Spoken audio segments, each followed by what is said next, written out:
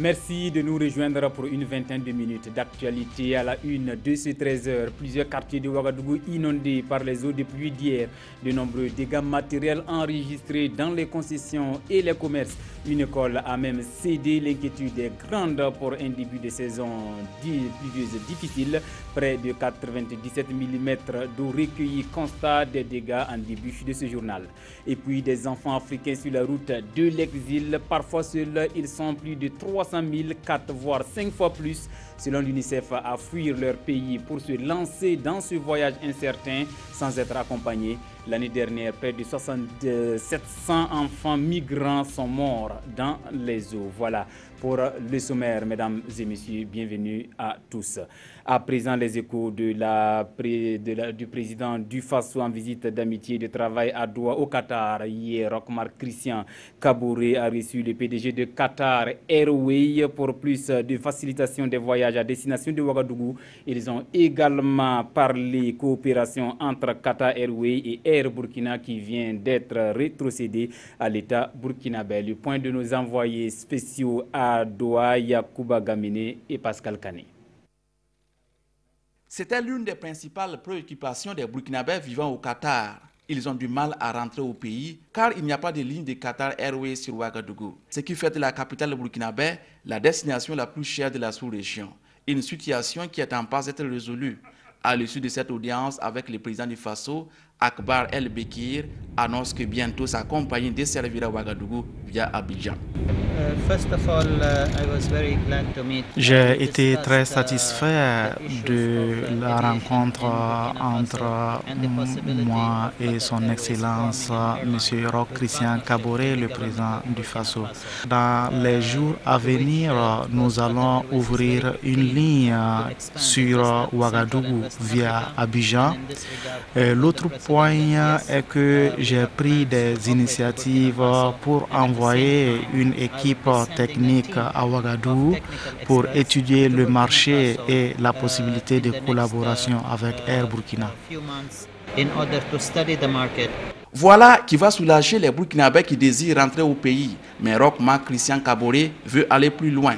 Au cours de l'audience, le président du Faso a invité la compagnie qatari à étudier la possibilité de coopération avec la compagnie nationale Air Burkina, rétrocédée à l'État burkinabé. Retour donc au Burkina, vous l'avez vécu, près de 97 mm d'eau enregistrés hier à Ouagadougou. Une forte pluie qui a inondé plusieurs quartiers de la capitale. Conséquence d'énormes dégâts dans les concessions et autres lieux de commerce. L'école Kadiogo a même été décoiffée, laissant élèves et enseignants dans le désarroi, les pieds complètement dans l'eau. Triste constat avec Nathalie Sawadogo Nabaloum. Dans cette école primaire Kadiogo, située dans un camp militaire, enseignants et élèves ne sont pas prêts d'oublier cette pluie qui s'est abattue hier dans l'après-midi sur la capitale burkinabé. De l'eau partout, jusque dans les salles de classe.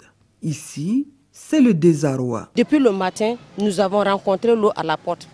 Et ce bâtiment était inondé, on avait l'eau dans toutes les classes. Et les enfants ont évacué l'eau avec les mains. Et actuellement, ils sont tous trempés. Et nous ne savons pas ce que nous allons faire.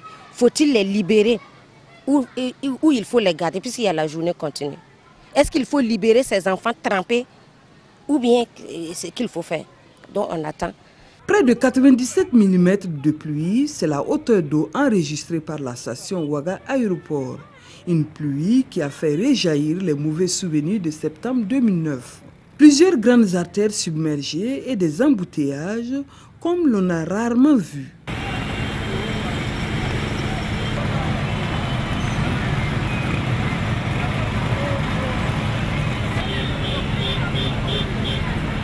Les eaux se sont également engouffrées dans des concessions et des commerces.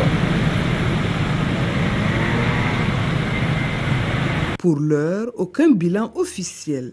Mais une chose est sûre, les dégâts sont importants et beaucoup redoutent déjà les prochains épisodes car la saison de pluie ne fait que commencer.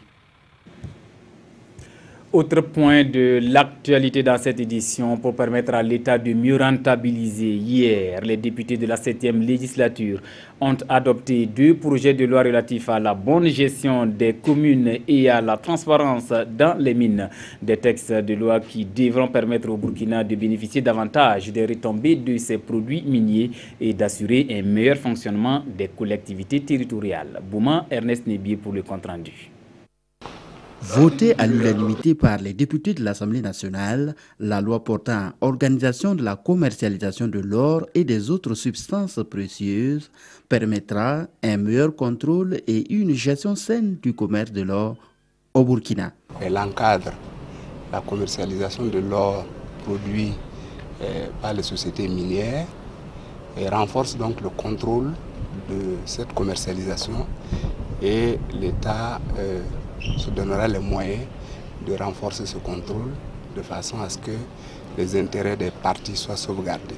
Et le projet de loi s'appesantit surtout sur le secteur artisanal et semi-mécanisé. C'est une loi dont son application va également aider l'État burkinabé à engranger beaucoup de recettes dans le domaine.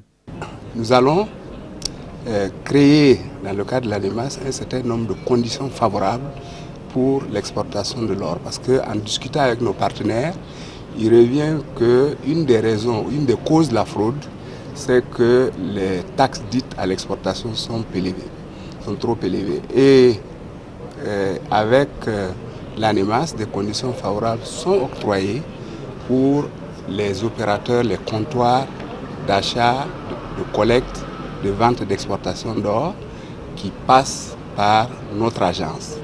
Et je pense que nous pourrons, dans ces conditions-là, éliminer le besoin de fraude. La représentation nationale a aussi passé à la loupe le projet de loi portant modification de la loi 055-2004 AN du 21 décembre 2004 portant Code général des collectivités territoriales. Votée à l'unanimité, cette loi rectificative a toute son importance. Elle permettra un meilleur fonctionnement des collectivités territoriales et de combler un vide juridique en cas de dysfonctionnement d'une délégation spéciale.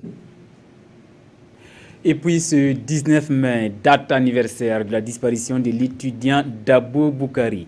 27 ans sans déroger à la tradition, les étudiants se sont encore retrouvés ce matin devant le palais de justice de Ouagadougou, manifestés pour que la lumière soit faite sur la mort de leurs camarades Nongba Kouda et Vincent Kendrebego. Reportage.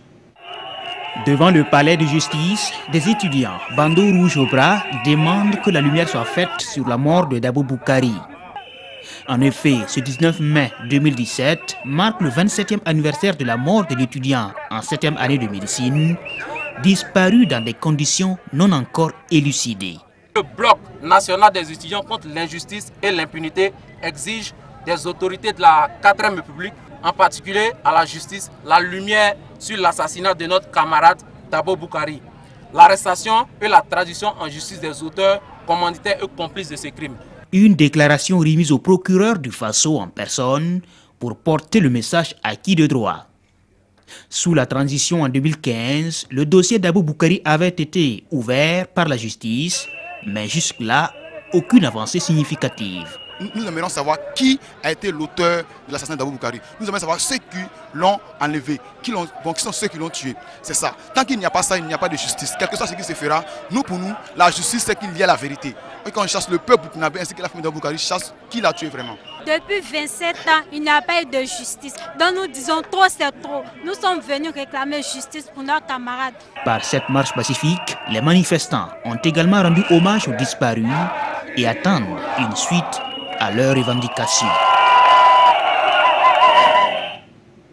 Dans tout autre registre, le plan national de développement économique et social est dans sa phase d'opérationnalisation et les acteurs intervenants dans le domaine du genre sont appelés à s'approprier ce nouveau référentiel de développement du Burkina.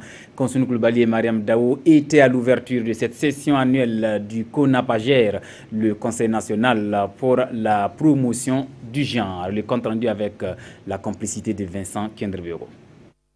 Contribuer à la prise en compte du genre dans la mise en œuvre du PNDS, c'est l'objectif visé par cette session ordinaire 2017 du CONAP Genre, le Conseil national pour la promotion du genre. Une session qui réunit plusieurs acteurs de la promotion du genre et leur donne l'opportunité d'échanger sur leur rôle dans la mise en œuvre du nouveau référentiel de développement au Burkina Faso. Il est important que les acteurs étatiques et non étatiques puissent échanger sur leur rôle afin de mieux situer les responsabilités et lutter efficacement contre les inégalités et les iniquités du genre dans leurs domaines respectifs. Où il y a une dynamique qui est très intéressante et qui, avec les efforts conjugués des différents acteurs, peut arriver à concrétiser la prise en compte du genre. Cette session sera ponctuée par plusieurs communications. On peut citer, entre autres, les orientations du PNDS 2016-2020, le plan d'action opérationnel 2017-2019 du CONAP Genre et son mécanisme de suivi-évaluation.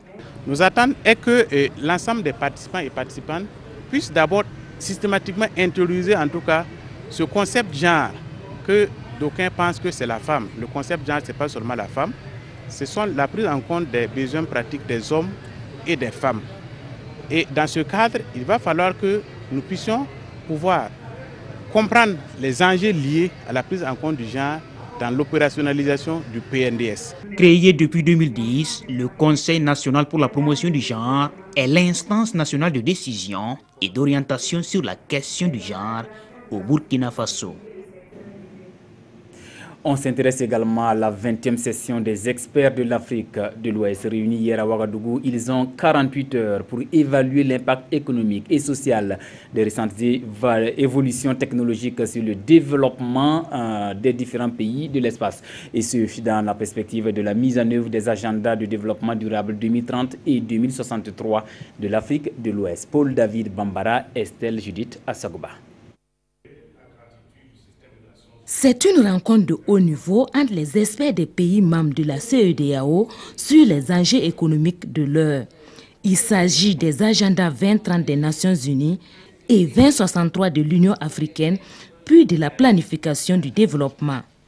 Tous ces agendas ont un but commun, celui d'améliorer les conditions de vie des populations.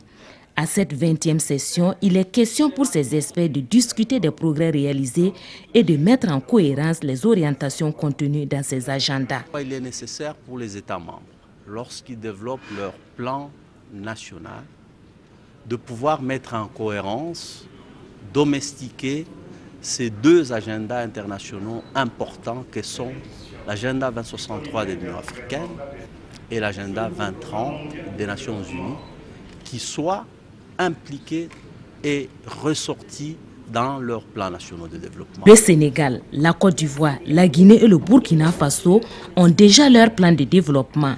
Il s'agira pour ces pays de partager leurs expériences avec les pays qui veulent se lancer dans cet exercice. Le PNDS a pu en tout cas internaliser de manière optimale donc, les orientations stratégiques qui étaient dans les agendas donc, de l'Union africaine et aussi des ODD.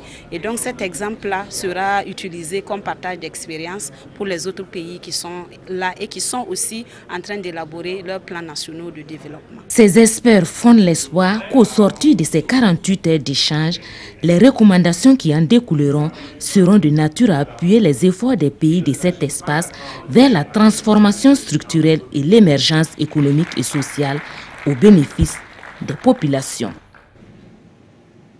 460 jeunes à former au métier dans plusieurs secteurs. L'initiative est de la Chambre du commerce et d'industrie du Burkina, de concert avec 7 organisations fêtières et regroupements d'entreprises pour résorber le problème d'insuffisance de main-d'œuvre qualifiée. La signature de ces conventions avec Urbain Benito Somé et Oumou Sissé. Une signature en réponse à l'équation formation-emploi. Et à travers cette convention, la Chambre de commerce et d'industrie du Burkina Faso s'engage à former 460 jeunes dans les domaines du bâtiment et travaux publics, de l'élevage, de l'agroalimentaire, de l'agro-sylvo-pastoral et de la conduite routière. Cette formation entre dans le cadre du projet Emploi des jeunes et développement des compétences à travers le volet formation à la demande des entreprises. La Chambre de commerce aujourd'hui a, dans ses attributions, le volet formation des compétences et formation professionnelle. Donc c'est pourquoi nous, avec la Banque mondiale, avec le ministère de la formation et de l'insertion professionnelle, nous avons été chargés donc de la mise en œuvre de ce volet. Ces formations qui alterneront cours théoriques et pratiques viennent comme une bouffée d'oxygène pour les fêtières et les regroupements d'entreprises. C'est un partenariat extraordinaire parce que, comme vous le savez, notre pays a cette particularité de former les enfants à des grandes études souvent. Et malheureusement, la formation intermédiaire qualifiante permettant aux jeunes d'être prêts pour le marché de l'emploi n'existait pas auparavant. Et je pense que c'est une belle opportunité pour nous de pouvoir former nos boulangers qui seront prêts pour l'emploi. Le projet Emploi des jeunes et développement des compétences a démarré ses activités en janvier 2016. Il vise la formation et l'insertion de près de 2000 jeunes diplômés ou déscolarisés. Waïguya, centre de convergence des bonnets rouges, le temps d'une journée. Les rois du Zungrantenga, du Gouloumou et le Dima du Boussouma, ces trois dignitaires, ont rejoint Naba Kiba du Yatenga. Au menu des échanges, le rôle et la place de la chefferie traditionnelle pour le développement du Burkina. Retrouvons sur place Irénée Kabore et Alidou Alain Savadogo. Sa Majesté Koupendjeli, roi du Gouloumou. Sa Majesté Gigampolé, roi des Zungrantenga. Sa Majesté Naba Kiba, roi du Yatenga. Et Sa Majesté Naba Sonré, Dima de Boussouma en conclave au palais royal du Yatenga. Pour ces quatre dignitaires de la tradition, il s'agit de s'entretenir sur la place et le rôle de la chefferie dans le développement du Burkina. Dans ce Burkina, où on accepte que la chefferie existe, mais on ne la supporte pas jusqu'au bout dans l'accomplissement de ses tâches. C'est un travail que nous devons mener ensemble, administration, population et les rois eux-mêmes. Et il faudrait qu'on arrive à une solution acceptable pour tout le monde, parce que la paix sociale dont on parle tant, elle est dans nos mains, mais on ne veut pas l'admettre. La population a répondu massivement à l'accueil des chefs coutumiers, une marque de reconnaissance saluée par les principaux dignitaires du Burkina. On note également que cette rencontre a été une occasion pour les rois de consolider leurs liens de fraternité. Vous savez bien que nous sommes de la même famille. Et cette réunion, c'est la deuxième fois. Ça a commencé à Fada. Et la deuxième fois aujourd'hui. Dire la vérité, c'est bon, même si ça fait mal à l'autre. Mais ici, nous sommes entre nous. Nous allons discuter de nos problèmes et de la façon dont nous entendons les gérer. Et le roi du Gouloumou a prédit une pluie après la rencontre afin d'apporter la fraîcheur à la population de Yatenga. Chose faite, car dans la soirée, une tornade s'est abattue dans la cité de Nabakango. Et les Yatsé se sont donc réjouis du succès de leurs esclaves. À présent, les nouvelles hors de chez nous, un phénomène, il n'est pas nouveau, le goût à l'immigration des Africains vers le vieux continent. Cependant, parmi les candidats à ce voyage périlleux, on enregistre des enfants, beaucoup d'adolescents. Ils sont parfois seuls sur cette route de l'exil, 300 000, 4 voire 5 fois plus selon l'UNICEF. Suivant. L'UNICEF estime que les enfants réfugiés et migrants voyageant seuls sont 5 fois plus nombreux aujourd'hui qu'en 2010. L'Organisation des Nations Unies indique qu'entre 2015 et 2016, environ 300 000 enfants non accompagnés ont fui leur pays. Justin Forsyth est le vice-directeur exécutif du Fonds des Nations Unies pour l'enfance. We know from our experience of working on the ground À la lumière de notre travail sur le terrain, en Afrique du Sud, en Amérique centrale, en Asie, mais aussi en Europe, comme en Italie, en Grèce, en Bulgarie, nous savons que beaucoup d'enfants ne sont pas pris en compte et que le chiffre de 300 000 signifie une multiplication par 5 de la tendance. Et ce n'est probablement que la partie émergée de l'iceberg. Selon l'UNICEF, la route de l'exil entre l'Afrique du Nord et l'Italie est l'une des plus dangereuses au monde. Près de 4600 personnes y sont mortes l'année dernière, dont au moins 700 enfants venant pour beaucoup d'Érythrée, de Gambie, du Nigeria et de Guinée. On referme cette édition avec la revue de presse. Ce vendredi, les journaux se sont intéressés à la visite du nouveau locataire de l'Élysée, Emmanuel Macron, au Mali. Mais avant, il est question des services payés de la police. Lecture croisée des journaux avec Aimé Solange Digma. En question dans les parutions du jour, les incohérences dans la gestion des services payés de la police nationale. Aujourd'hui, au Faso, note 131 millions de francs CFA versés à 28 personnes durant 14 mois, dont le directeur général de la police qui a reçu plus de 22 millions de francs CFA. Son adjoint 14 millions, le directeur de la sécurité publique 19 millions, le directeur des unités d'intervention 10 millions, ainsi de suite. Pour ce qui est des contrats sans trace, l'observateur Palga note que sur les 408 institutions financières et hôtelières bénéficiaires de ces services payés, 174 n'ont fait l'objet d'aucun contrat formel. Autant dire la porte ouverte à toutes sortes d'abus, soutient l'Obs. Pour l'UNAPOL, le rapport aurait dû être présenté depuis 2011 à cause de l'injustice dont leurs camarades radiés ont été victimes, précise aujourd'hui au Faso, qui indique par ailleurs que le ministre de la Sécurité, Simon Compaoré, a reconnu que les plaintes des policiers étaient fondées. Mais à l'entendre, précise l'Obs, personne n'aura à rendre gorge. Pourtant, il le faut, soutient le quotidien, pour une véritable justice autour de ces services payés, explique-t-il, les personnes mises en cause doivent rendre gorge afin de tourner la page de l'impunité dans les délits commis par les agents publics. Actualité hors de chez nous, Emmanuel Macron au Mali, le bébé hollandais sur les pas de son mentor, mentionne l'Obs au moment où sur le théâtre des opérations, on assiste à une recrudescence des actes terroristes. Mais de l'avis du pays, il doit faire plus que Hollande pour pouvoir mettre hors d'état de nuit tous ces malfaiteurs qui veulent jouer les justiciers du désert.